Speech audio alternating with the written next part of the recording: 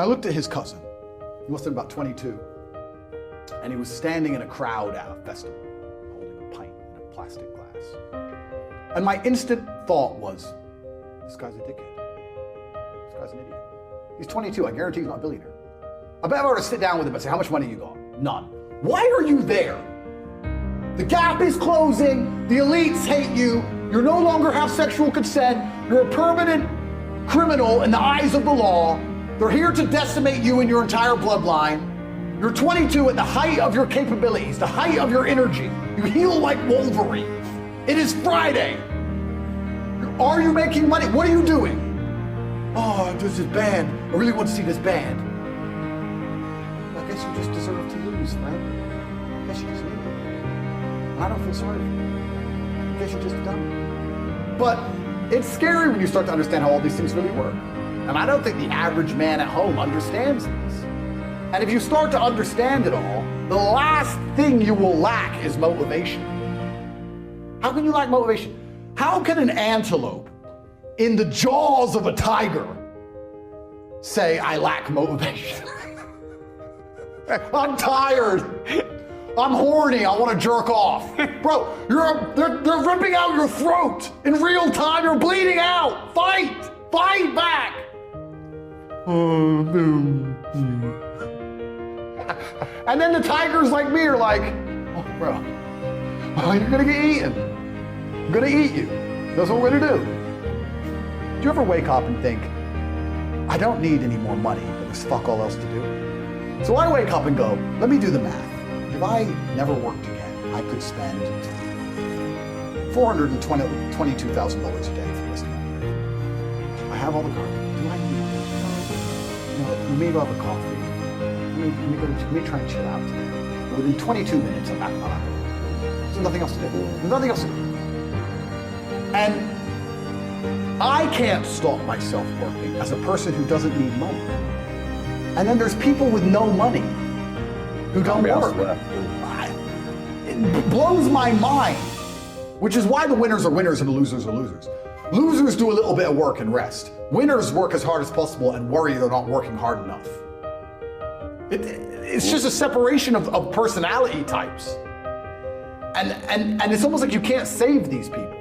I have something I sent in my email recently. I said, you could give the average man a brand new Ferrari and a road map and a coffee and a full tank of gas and tell him the destination, success.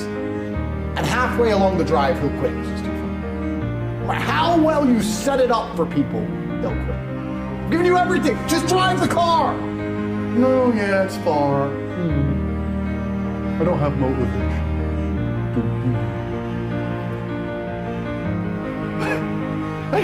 You're a loser. You are a loser. If you do not win, you lose. What do you call someone who loses? A loser. That is an underused word. Loser. My brother and I use it all the time. This person thinks this. He's a loser. What do you mean he's a loser? Look at him. He's a loser. He lost. Name a competition. I beat him at anything. Uno, marbles, a fight to the death. You name it, I'll decimate this loser. Oh, he thinks I'm a human trafficker. Oh, with the loser. Give a shit. He's a loser. All these losers out here. Another thing, and then they say, this is another thing that's amazing to me about motivation. I don't feel motivated. Newsflash, neither do I sometimes.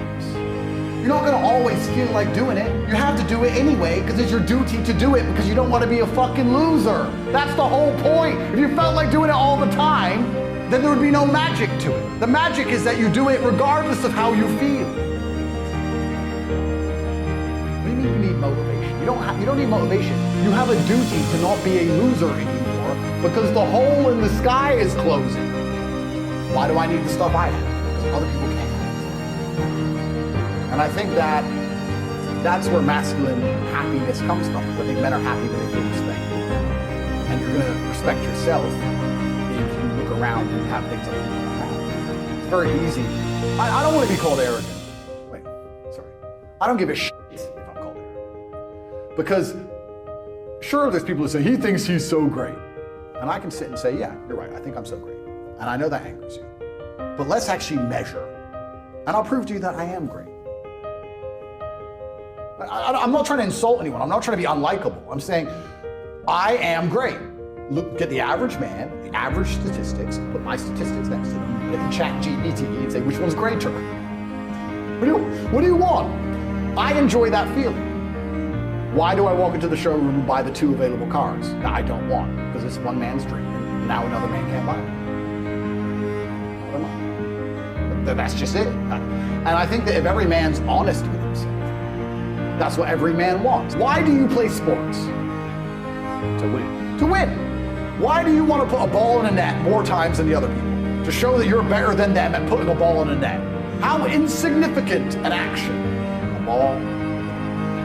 Who cares? A much more significant action would be making much money, or being physically stronger, or a better fighter, or being smarter, a quicker talker, or being more well-known, more respected, more influential. That's far more important than putting a ball in a net. And you'll spend your time putting a ball in a net to prove you're better than other people. So don't sit and say that I'm a bad person for proving I'm better than everyone else by all the things I'm doing.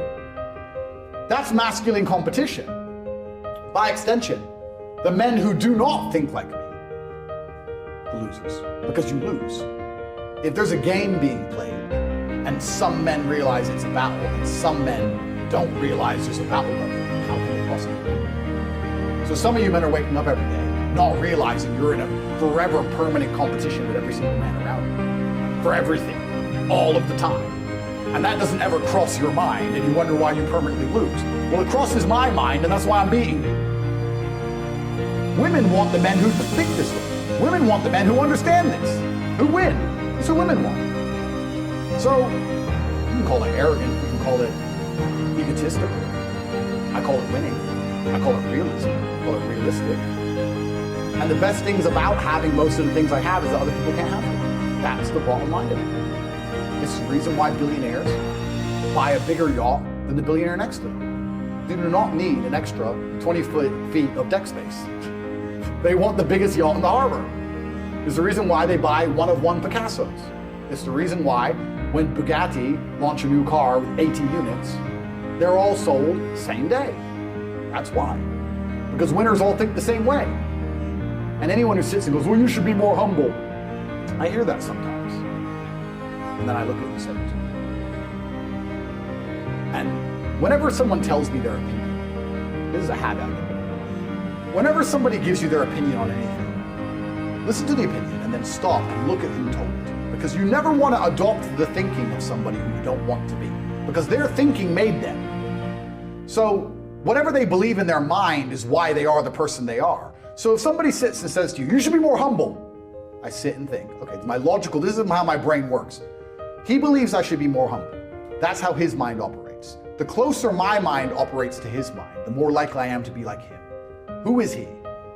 And I'll look at the person who said that to me and say, no, thank you. No, sir, I refuse. Being humble, is that how you got to where you are? Is that how you got? You keep humble, I'll keep winning. Because most people who talk about humble, all they really want is not to be reminded of how they have failed. They don't want me to make it clear to them that they have failed. They have failed. Do you need to be able to do amazing things and then be proud of yourself? Don't sit and think you're great for no reason. That is arrogance. I'd argue that the normal person who thinks they're so unique and great for no reason is more arrogant than me. I was the most famous man in the world. I'm allowed to say that.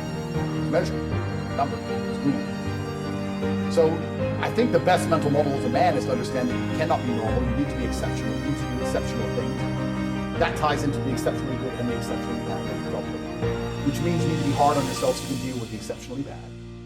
And if you start to do all these things, they all compound. Everything I've said across all these hours all tie into each other, and you end up in one result. You end up in one place, which is brutal competence, brutal masculine competence. There's nowhere else to be.